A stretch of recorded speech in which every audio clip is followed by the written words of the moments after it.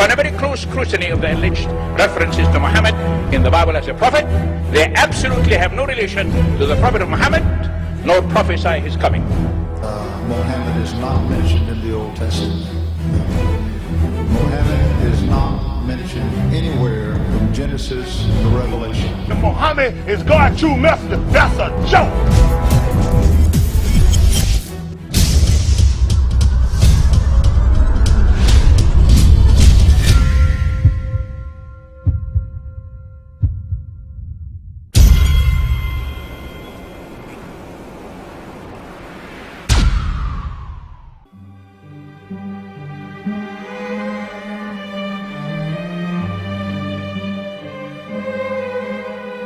Lo, we inspire thee as we inspired Noah and the prophets after him, as we inspired Abraham and Ishmael and Isaac and Jacob and the tribes, and Jesus and Job and Jonah and Aaron and Solomon, and as we imparted unto David the Psalms.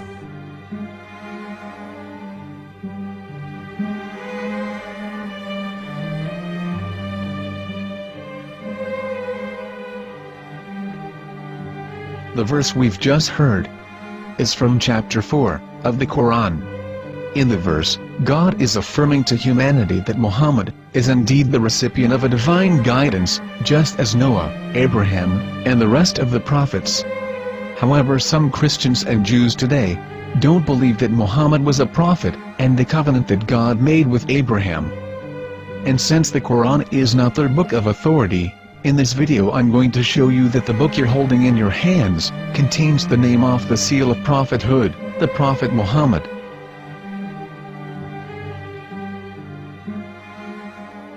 As known, the Old Testament was preserved in the Hebrew language. In the 5th chapter of the Shir haShirim, which is one of the 5 megilot or sacred scrolls that are part of the Hebrew Bible, or for short the Song of Solomon, as Christians know it today. That chapter is discussing someone. Jews will say it is discussing Solomon, while Christians will say it is discussing Jesus. Considering this is the Songs of Solomon, it would seem logical that it is discussing Solomon. The verses, describing this mystery man, have the narrator's speech conjugated in the feminine, meaning it is a woman who is describing this man. So it is possible that it is one of Solomon's wives discussing her husband Solomon. However, Christians assert that Jesus is being discussed, and that the chapter is describing a man who was not yet alive at that point. A prophecy.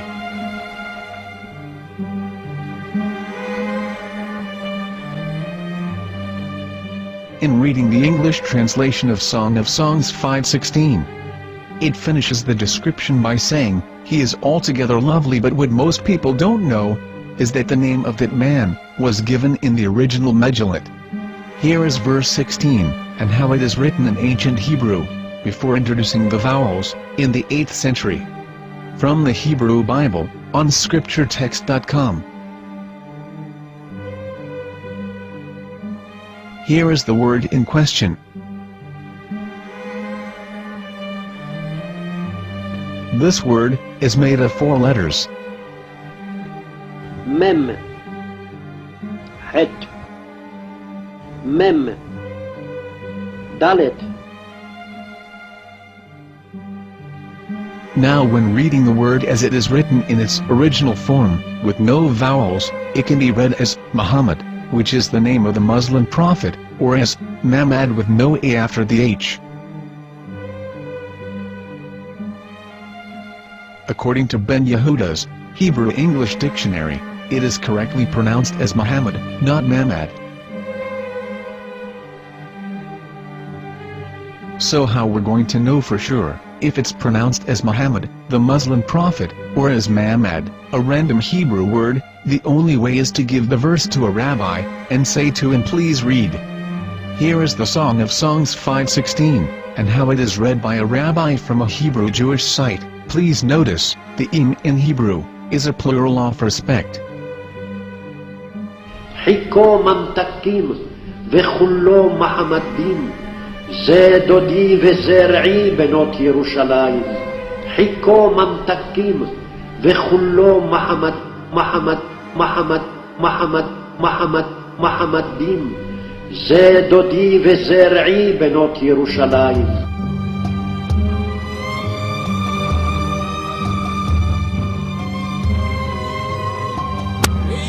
Coming out from the darkness, there are no other gods but God, and Muhammad is his messenger.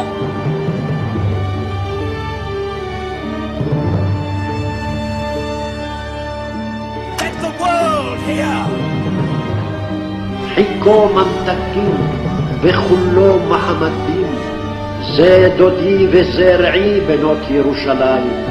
חיכו ממתקים וכולו מחמד, מחמד, מחמד, מחמד, מחמד, מחמדים, זה דודי וזה רעי בנות ירושלים.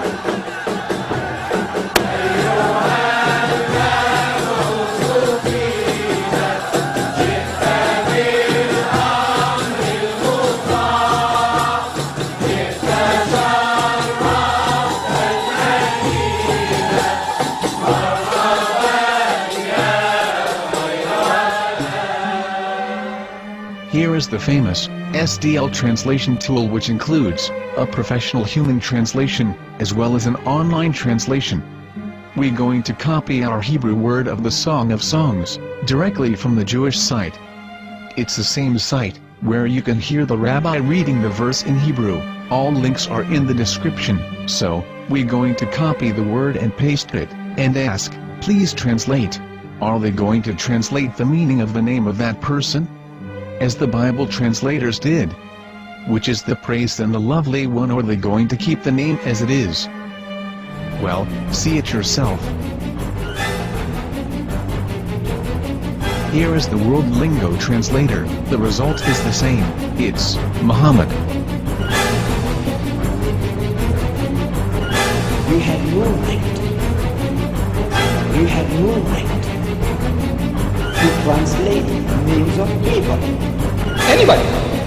Your name should be retained. Mr. Black is Mr. Black, though he's white. You have no right to translate names of people. But they have been doing that. Muhammad they translated as altogether lovely. But the word Muhammad is there in the Hebrew language.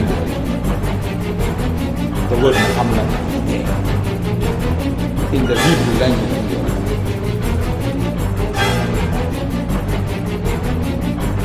I will tell you a story from my own personal experience. Years ago, I used to spend every Sunday afternoon in a place called Speaker's Corner. And in my years down there, I got to know a Jewish rabbi. He was a very nice man. He used to listen to me, and he was always very polite and talked about Islam in a very nice way. And one day during one of our conversations after some years, I thought that it was about time I should invite him to Islam. So I said to him, you know, my friend, we have been talking now for many years, and even you have admitted to me that Muhammad is a prophet. So why then do you not embrace Islam? He said to me, we Jews will never change our religion. I said, but half of the rabbis of Medina became Muslim. He said, that is true, but still, we Jews never change our religion. I thought, what can I say to him? He looked at me and said, listen to me, my friend. God sent to us a prophet Moses, and we didn't even listen to him. Do you think we're going to listen to another prophet after him? From another tribe? From another people? When he said that, I had nothing left to say. He knew that Muhammad was a prophet.